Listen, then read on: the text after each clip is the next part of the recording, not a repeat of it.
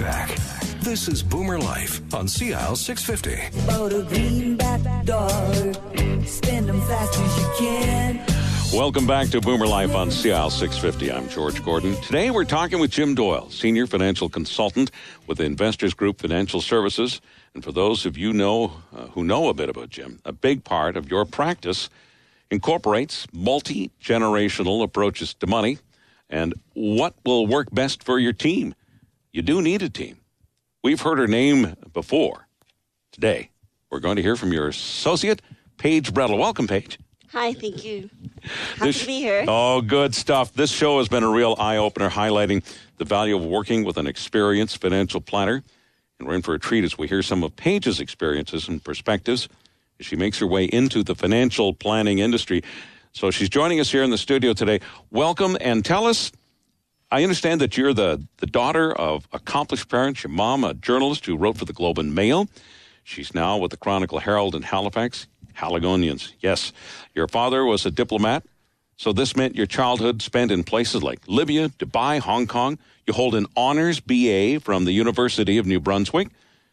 Tell us how you came to be, or you got into this role as an associate with Jim's team. Well, I started out as a marketing coordinator about 5 years ago, and in January of 2016, Jim invited me to become an associate in his practice. And I saw it as a great opportunity to be able to share what I've learned over the 5 years of working with Jim that, I had never given a lot of thought to before. And I found real value in the messaging. We don't think about getting older. We don't literally think, I need to plan to be old.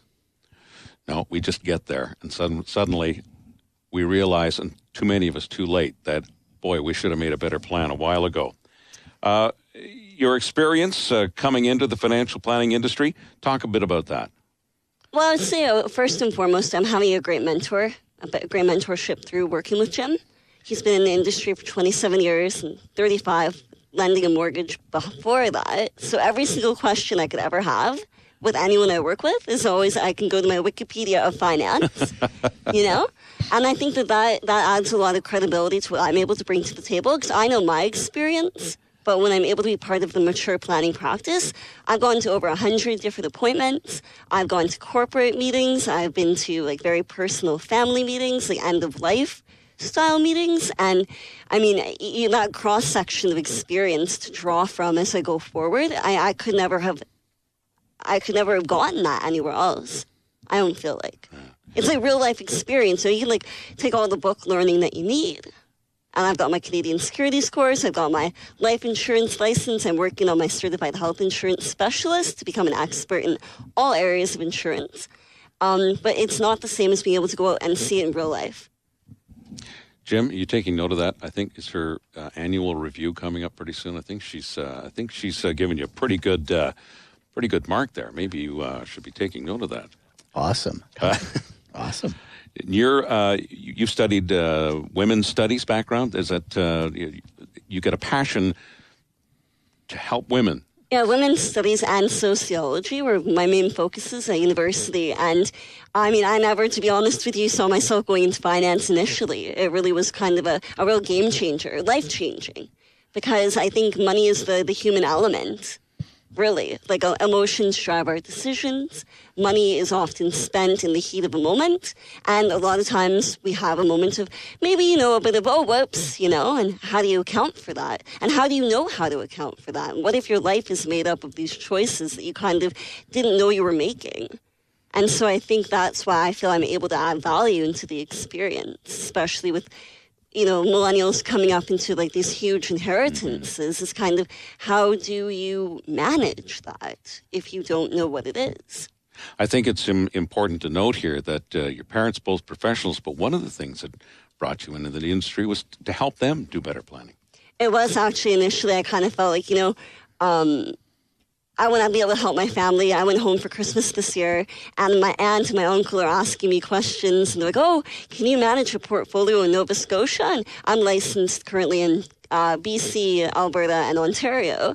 My sister lives in Ontario. My parents are now in Nova Scotia, my aunt and uncle. And I'm like, well, I can always get licensed.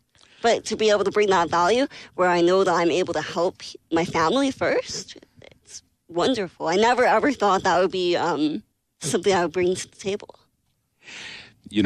I think that you've brought very much to the forefront an important thing. Your parents, both professionals, done very well for themselves, but to get that help that will make sure that they're good whenever they decide to retire, and it's coming from right within the family.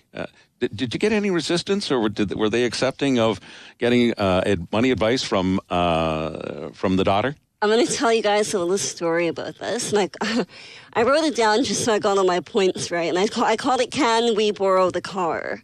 Driving from Lunenburg to Halifax. So I was home for the holidays this year. Home is Lunenburg, Nova Scotia at the moment. And we were on our way back to Lunenburg after picking my sister up from the airport.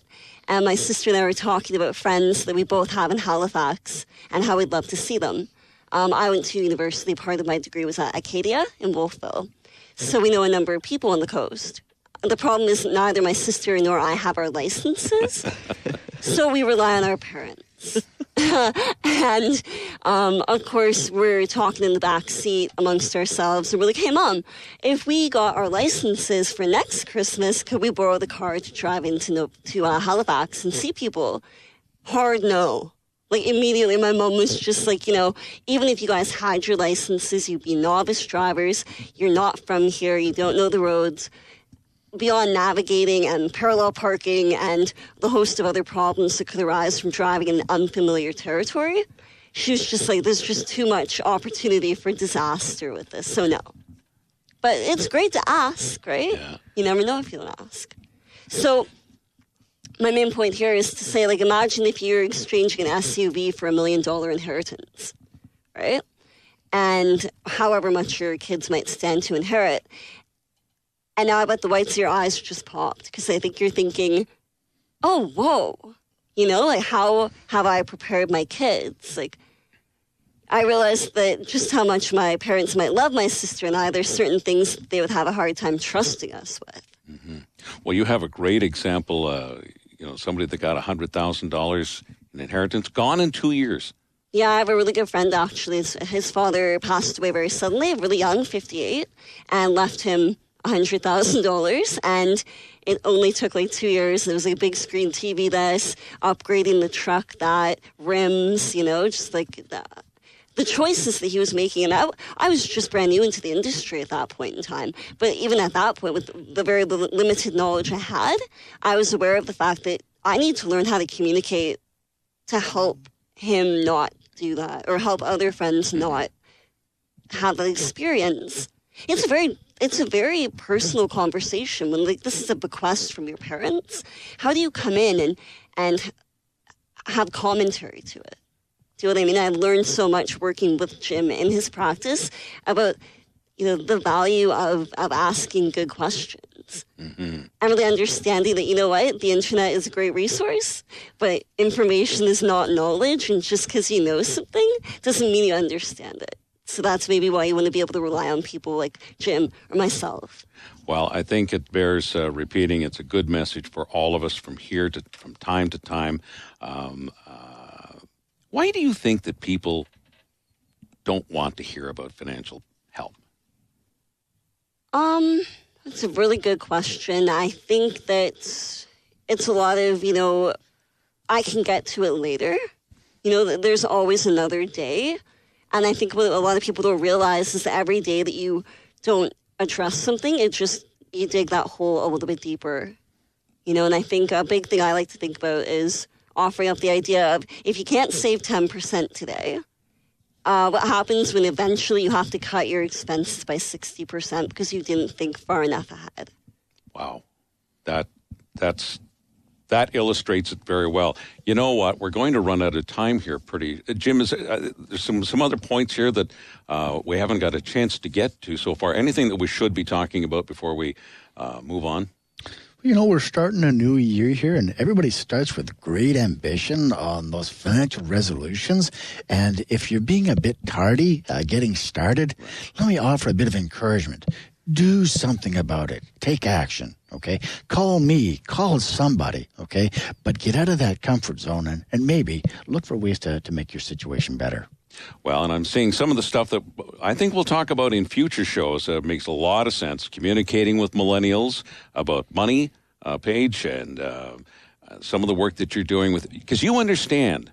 I hate to say that I don't understand the younger generation. I often think that I'm still in that, but I'm not. And I probably don't understand them. And to have somebody who can talk to me or talk to a millennial at that level and help them understand the need for budgeting, the need for planning now is so important. As I suspected, we get into a great conversation, and we're going to have to end it here for now. Carmen, Jim, Paige, thank you so much for all your information. Again, Carmen, the dates for the Zoomer show? March 11 and 12, Under the Sails, downtown Vancouver. All right. Jim, any other last words of wisdom? Because we are getting into RRSP and tax-free savings account. Don't leave it till 2 weeks from now, or you're going to be at the bottom of the pile. Work from a plan. Yeah. Let the plan help make some of the choices for you. Financial planning for that time when you can want to make that choice, whether you want to retire or not. Paige, any last words? Yeah, I'd love to just offer up, the idea that I heard this morning was just because you can pay for it doesn't mean that you can afford it. Oh, sage from Paige. Great advice. I like that.